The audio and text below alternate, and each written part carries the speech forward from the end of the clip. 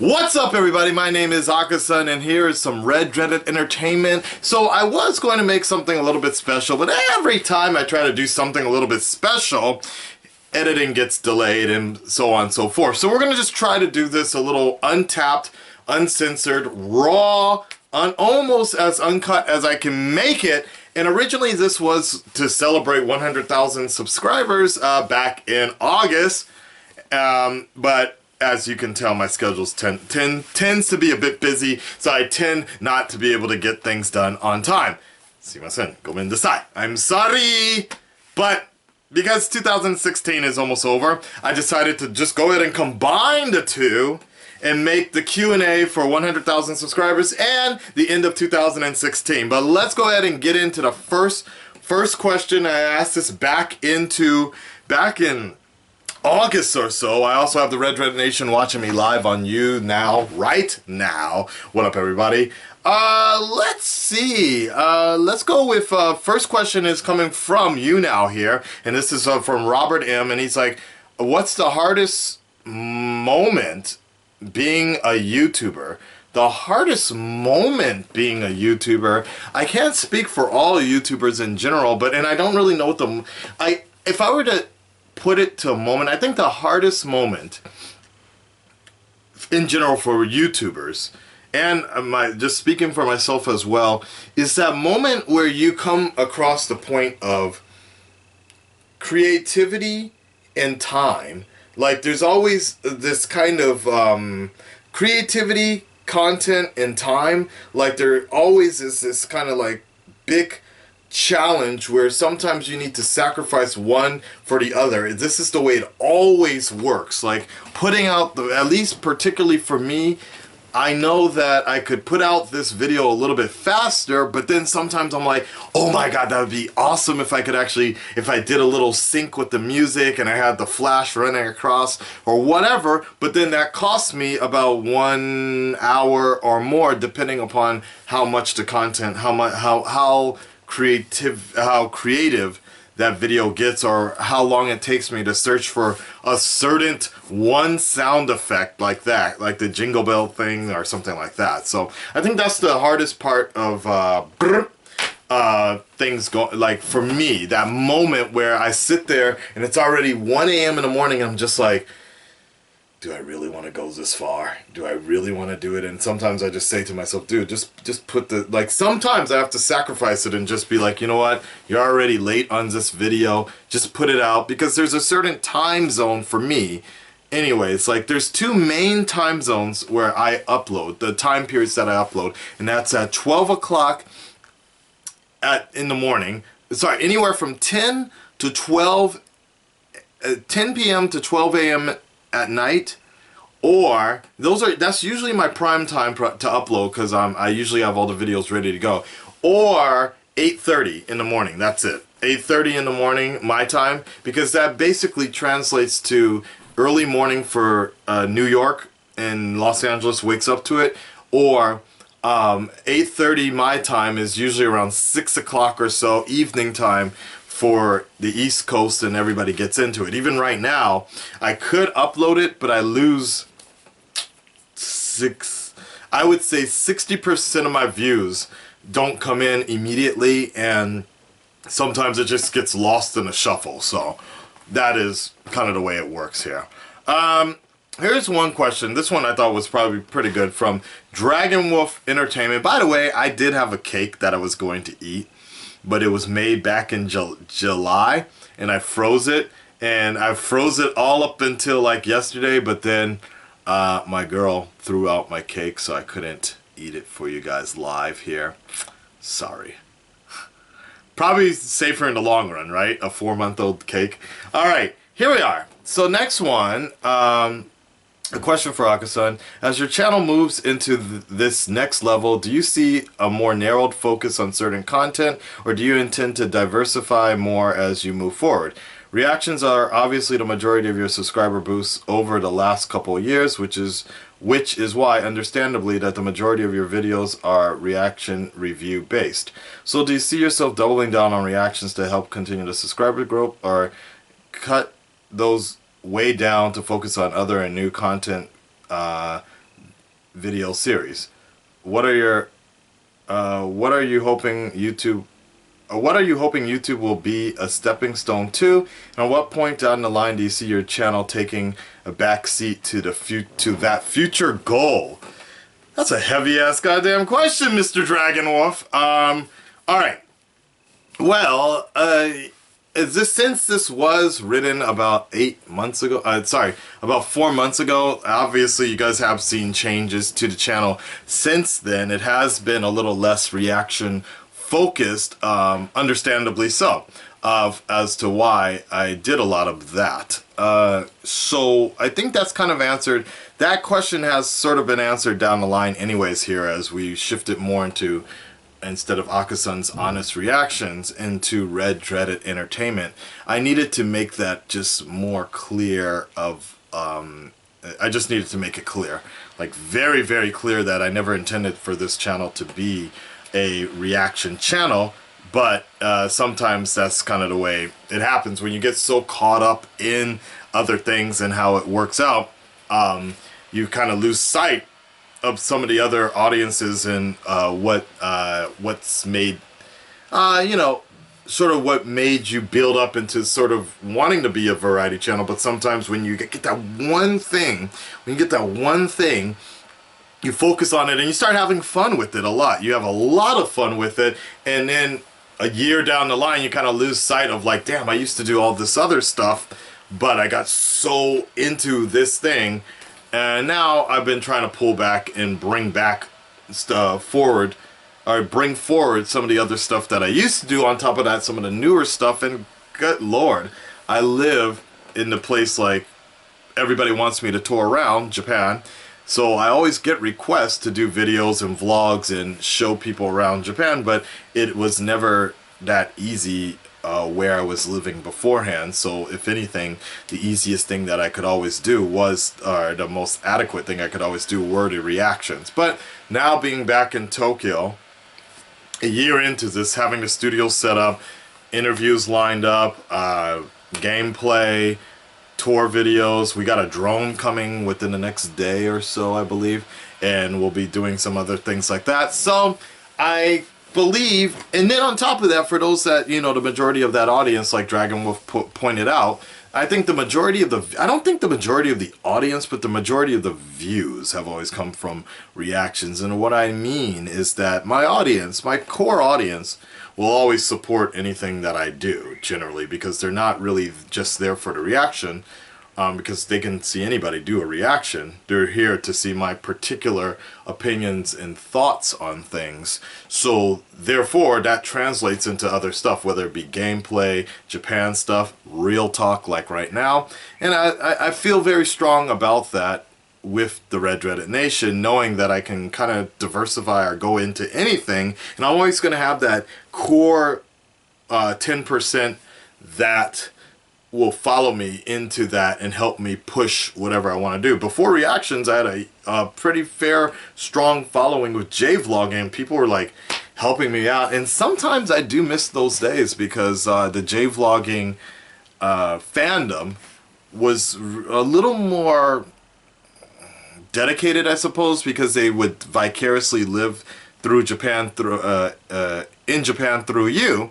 And you know, these are the same people that would hook me up with cameras when I lost mine under the bottom of the sea and things like that. And it's there still now with the audience. You know, half the reason I have, literally half the reason I have the computer, the new computer right now, the beast computer, is because of the Red Dreaded Nation making private donations and such.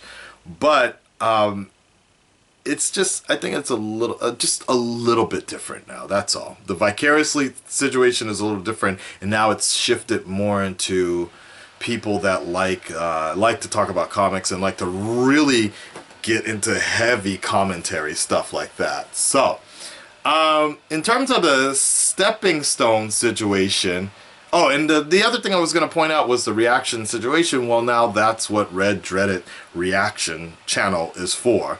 Kind of going into what the newer reaction channels have kind of created, this genre that it kind of started. And shifting into that gear. So if people want that kind of stuff, they can get it from me, just not here, not on this channel, because that's not what I wanted this channel to ever be about, and that's not what I ever want it to be associated with, that sort of style. The idea, the world, the image that, you know, myself, Tyrone, Gator, Greg, like that kind of world we started, or that we got really big and hyped up off of, is gone. I mean, that community is gone. That reaction, the original like reactor verse, that sort of stuff, that it's gone. It's changed. It's different. I mean, there's still the Reactor League, Reactors League, or so I feel, and there's still that fandom core audience of reaction channels, or of reaction videos, that and not doing anything and everything, but unfortunately the attitude and the reputation of the way things are, the way all reaction videos or channels are looked at, has been tainted by many situations, many factors. And so, you know, we can never really go back to that kind of feel, but all we can do is really look forward and still try to keep that core. I think the fandom is still there. It's just, unfortunately, sometimes gets tainted by the occasional heckler or the occasional person that just thinks that all channels are bad. But I don't think there is a good or bad at this point anymore. I just think it's just different people seeing an opportunity for something that was popular. And, you know, it's the same thing as, let's put it this way, it's the same way as like Twitch started off as Twitch started off as just a way like for gamers to express themselves or whatever. But then, you know, you see women that'll get up there, start twerking, and like really taint what many people felt Twitch was all about. But people that come into Twitch right now will assume that that's what Twitch was always about, is like girls twerking or showing their titties and shit to get a lot of subscribers. And so then they just assume like, you know, or like, for example, PewDiePie is very big, so you'll get people that come on to our Markiplier or whatever, and you'll get people that will come on to gaming channels and be like, you know, you're not really so funny. Why don't you scream or something? Why don't you do something funny? Because they expect all channels to kind of be like that, I guess. Anyways, let's move on to this one. What are you hoping YouTube will be a stepping stone to? It's hard because I never really want it, like, and that's another thing is like, one of the reasons why we've had to make a lot of changes, or at least make a bigger dramatic example of like, look, it's not just a reaction channel, it's this channel doesn't just have reactions, there's a lot more going on because of that situation, because of that reputation, that image. Like, it's very hard to step out of a stereotype if you're trying to do more, if you want to do more. And when you have particular people that are willing to sponsor you, and when I'm sending these emails, every Wednesday or Thursday I send business emails to people. When you have people that kind of look at your channel and they're just like, okay, we kind of like what you have, but a little too many reactions here. Like, you know, we want to do this type of video. And I'm like, hell yeah, I want to do this type of video as well. But then when it doesn't get the same sort of traction as you would like it to, then it makes it a little different. That's what makes it a little more difficult. Like, there's people that offer, how can I say, there's people that will send you on trips to around Japan and such. Like, they'll pay for everything if you make a video about whatever, you know, to help promote traveling and travel industry. And I have a fairly strong audience that watch my videos based on Japan, but not as strong as someone like Charla or Rachel or even Tikio Sam. Like, Tikio Sam, one of the reasons like his Patreon is so strong is because of the fact that he can, people are living vicariously through him in Japan and like what he has. but he's doing so well on that. So that was a whole nother thing. Is like I don't really want to give up this channel. Sometimes I think it might be better to do that, but I also know that as long as I keep my channel the kind of hobby with the hobbyist mentality and not as some sort of opportunist mentality, I have no desire to have a million subscribers. I have no desire to be the biggest reaction channel. I have no desire to be the biggest channel at all. My entire desire for this channel is just to be this output from me to you, the viewer, and hopefully cause some entertainment along the way. So as long as I kind of keep that sort of hobbyist mentality, I think that this channel will be okay and that I won't have to give it up for something else. But it, you know, you never know.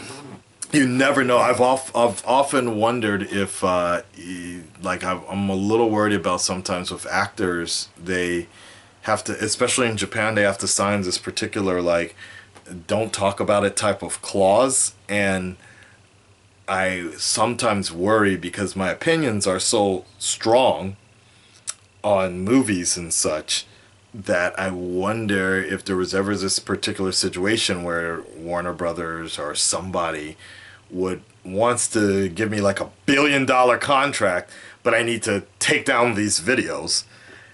That's a difficult one. That's a difficult choice right there. All right, 17 minutes on that one. Let's move on to another question here. Let's see. What is the point of life? Experience and memory, and making this couch sound like I fart. Okay. Was there a point in your life where you wanted to give up on your channel? Yes, there was actually. Ironically, that's funny that that person wrote that how many months ago? They wrote that about 4 months ago, but it was about 3 months ago. I think I really did want to, or 3.5 months ago, right around that same time. That's funny. Yeah, but there was a point. If some of you guys vaguely remember that, when I was going through a lot of thought-provoking situations, I met the guy who inspired me to continue J-vlogging and to make a channel. One of my main inspirations, I met him, and he had he had some input about reaction channels, and it's just that, you know, I had a great time meeting him, but it was also this situation. It kind of sucked to kind of hear, like, and I guess sometimes you get this as well, as like on your, like, even on my Facebook, it kind of sucks to kind of hear like your friends like dissing and talking shit about the same stuff that makes you financially able to hang out with them. But and it's just kind of weird, because it's kind of like, it's, I guess, and I've talked to some of them, I was just like, hey, so you know I do reaction videos, right? And they're like, yeah, but you're not really in the same category. But I'm like, but these grade A under A videos, like you're reposting or whatever, are these people that are blaming reaction channels. They see me as part of the same category, but like, no, like, you're actually giving input, you're actually giving content. But I'm like, yeah, but if you're talking shit about it, like, you're just throwing an entire like this blanket statement that's going to affect me as well, because you get people that look at it and they see the box in a box and they'll be like, oh, he's just exactly like what other people are talking shit about. So it kind of sucked about that point, but at the same time, there was after I visited LA, I collaborated with Tyrone, and he and I had like a 2-hour conversation before we filmed anything. That's why we were so tired, because we filmed at like 3 a.m. in the morning, but we met around 9 o'clock, and we were just talking about other things and like life goals and how we're both going to take our channel. And I met up with Gabby as well as Greg, Veronica. There were some other people I met with, but I can't remember. Superhero News. And the thing that's interesting about this and is like all these YouTubers, everybody I met, all of them are minimalists. And what I mean is the fact that when you go into their homes or their studios or whatever, what you're seeing on camera, like sometimes you think like they got this huge room or something like that. Nah, they only dedicate maybe 10% of their channel, 10% of their room to their channel, basically. It's like that one episode of Black Mirror where the American Idol parody or whatever. This is the one. Like it's kind of like you know, when at the end of the spoiler at the end when he gets up and he's like about to cut himself and shit, and he's like, tune in next time, and he stops the camera and he gets up and you see like it's kind of like this fake room. That's kind of what it is when I visited all these YouTubers and we were filming. It's not this huge open room. It's just kind of this space that they reserve only for shooting YouTube. Whereas with me, my entire deal, if you look around, my living situation is basically the same. It's where I watch TV, where I do everything is where I record. I mean, it's the studio. The studio legitimately is my living quarters as well. And it's kind of one of those things like TKO Sam was saying, like, because like people were really wondering why I was stressing so much to try to get a dedicated space for my YouTubing and such. But then once people came in, they started realizing, okay, I see why you need something this big, because it's not just me sometimes on camera. I got Dante, I got Callie, I got other people that slide on in. And even in the future, there's more I wanted to do. If I wanted to really push this channel stronger, I want to really actually legitimately have like a separate studio, like maybe kind of a little bit of both, kind of similar to what PewDiePie does, kind of similar, but it's just kind of interesting because it just shows like the different amount of investment. I mean, look at Tyrone, and Tyrone has not changed at all for what he's done.